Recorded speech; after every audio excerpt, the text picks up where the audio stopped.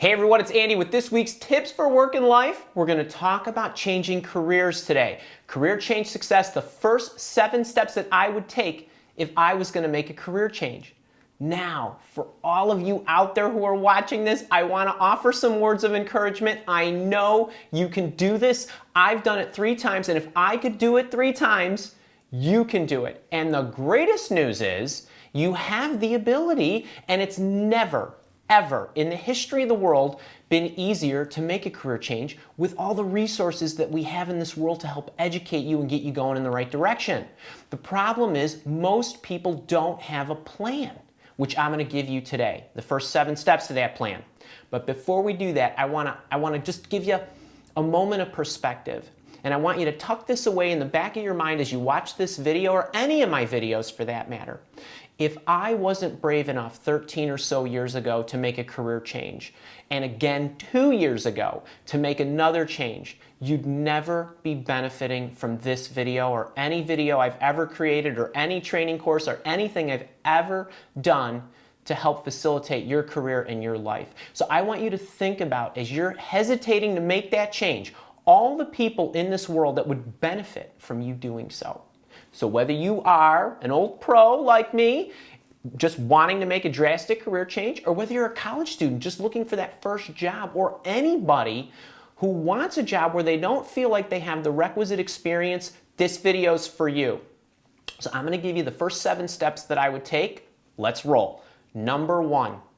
You got to make sure that you want it. It sounds silly, but there's a huge difference between a passing fancy and a burning desire. So most people fail not because their ability, but because they don't have a good plan in place and they haven't really thought it through about whether or not that career or that change is going to align to the things that make them happy. So the first step that I would take is I would list out all of my requirements of the things that I would need in place to be happy. Everything down to the lowest level. Make a list. It sounds simple, but very few people do it. So number 1, make a list, and if you are really ambitious and you really want to learn how to do that effectively, I have a 3-part video series that you can watch. It's called 5 Steps to Career Success. It's the first 5 steps that I would take in order to make sure that my list was in order, my why was in order, and I was directed. So I'll put that in the description. You can watch that later, but that's number 1. Number 2. The step everybody forgets. Virtually everybody forgets this. This might even be step number 1 or 0. What are you willing to sacrifice? You have the ability to achieve your goals. You have the ability to make this career change or get that job or whatever it might be. The reason a lot of people fail is not only because they don't have a plan, but they're unwilling to give up certain things in their life to put in the extra effort to compensate for the areas they're deficient in or how they need to catch up, whatever it might be. So think nights, think weekends, maybe compensation. You might have to take a little pay cut if you want to make a change. What are the things that you're willing to give up, and what are the things that you're not willing to give up? And get clear on that and be committed to sacrificing those things that are going to prevent you from being successful in making this change. That's number 2. Number 3, you have to discover the capabilities that are important for success for that particular position. So what do I mean by capabilities?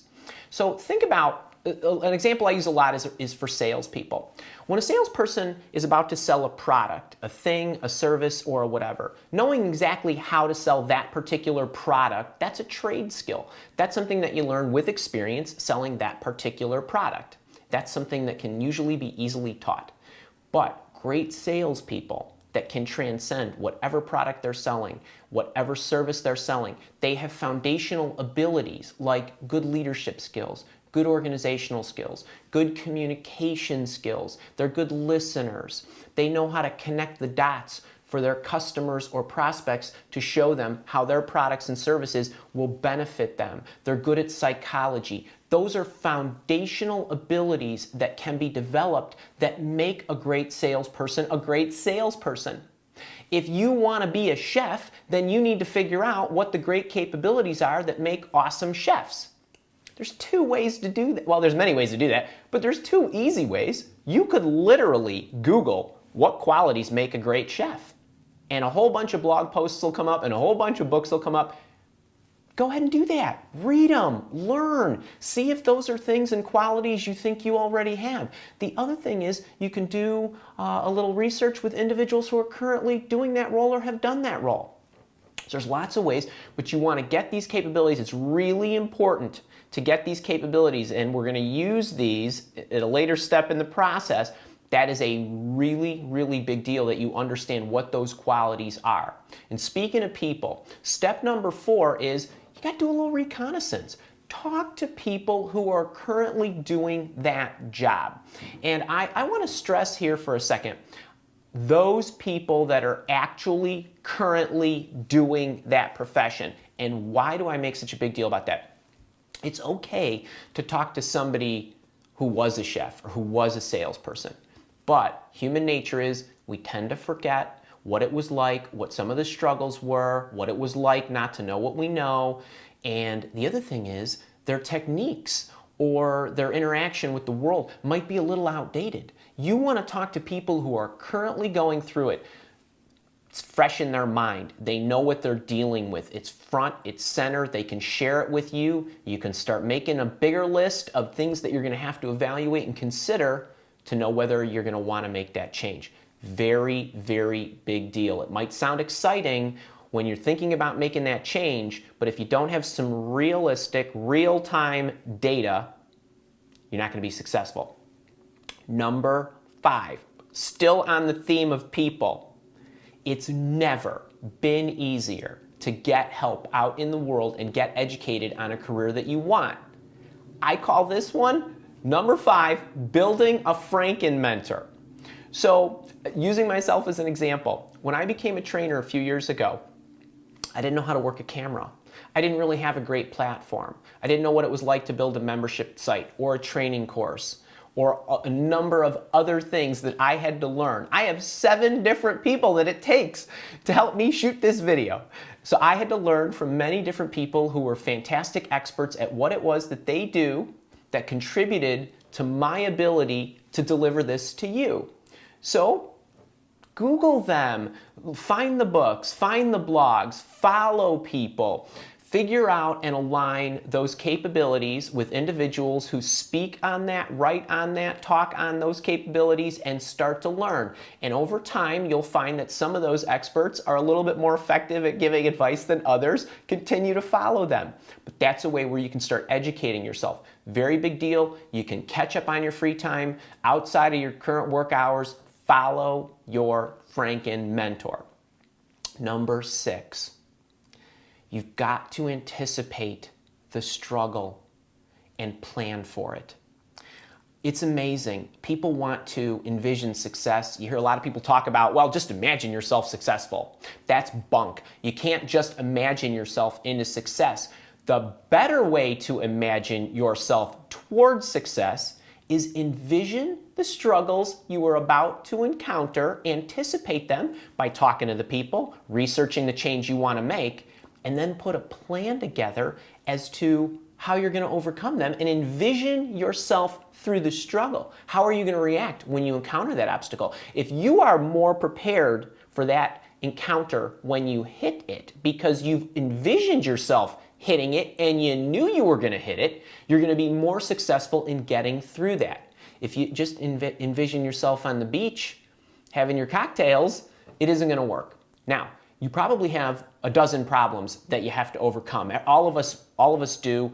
There's a bunch we can think of. There's some that will be unanticipated. But everybody has 3 problems. You have a learning problem, you have a marketing problem, and you have a job interviewing problem if your change is going to be to stay in the corporate world or go into a different profession where you're going to have to interview for it.